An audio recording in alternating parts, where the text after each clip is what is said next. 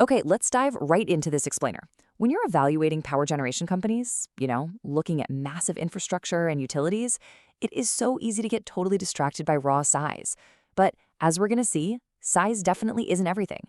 Today, we're looking past the sheer scale of a fleet to find a company's true operational efficiency.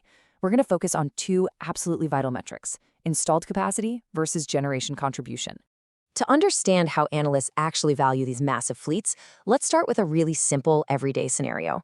Ask yourself, does having the absolute biggest oven guarantee that you'll bake the most bread? I mean, think about it. You could buy this enormous industrial-sized bakery oven, but if you leave it turned off half the week or, it's constantly broken down, your actual output is going to be pretty terrible, right? And this brilliantly illustrates the core dynamic at play in the power sector. The size of that oven, that represents your potential capacity. But the actual loaves of bread you produce, that's your reality. Simply owning the biggest equipment does not mean you win the market. It depends entirely on how often you turn that equipment on, how well you maintain it, and just how efficiently it works. So there's a really stark difference between what a company can theoretically do on paper and what it actually does in the real world. So translating this into actual industry terms, that big oven is what we call installed capacity. This represents the total potential size, or the maximum theoretical output of a company's power generation fleet. Basically, if every single machine they owned was running at 100% power, 24 hours a day, 7 days a week, this is the exact number they'd hit. It's the big headline number most people look at first when they're judging a company's overall size. But here is where we separate the novices from the experts. The actual loaves of bread baked, that's the generation contribution. This measures the real, tangible electricity that the company successfully generates and actually delivers to the grid. You could literally have all the capacity in the world, but if your power plants are offline for maintenance, or experiencing fuel shortages, or maybe just operating poorly, well, your generation contribution is going to severely lag behind your installed capacity. Now let's look at a real-world example of how this actually plays out for investors.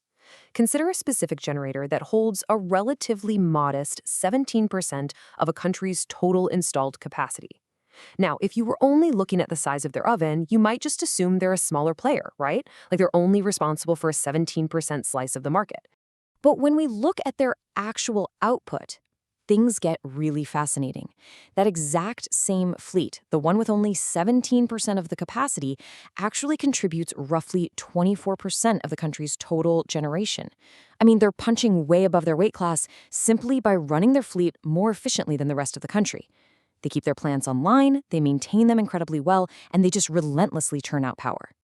So the crucial takeaway here for any smart investor is this: that gap between capacity and actual output, that reveals a genuine operational efficiency edge. It absolutely proves that capacity share alone never tells the whole story. You simply cannot assume that the biggest company is automatically the most productive company. A highly efficient operator is going to generate way more power and therefore a lot more income per unit of installed capacity than a sloppy operator who just happens to have a larger fleet. As we wrap up this explainer, I really want to leave you with a final thought for the next time you're analyzing a major infrastructure investment. Ask yourself, are you falling into the trap of just measuring the oven, or are you accurately counting the bread? By focusing on generation contribution right alongside installed capacity, you're going to be able to spot the true operational leaders in the power sector. Keep your focus on the metrics that actually drive reality, and you will always have an edge.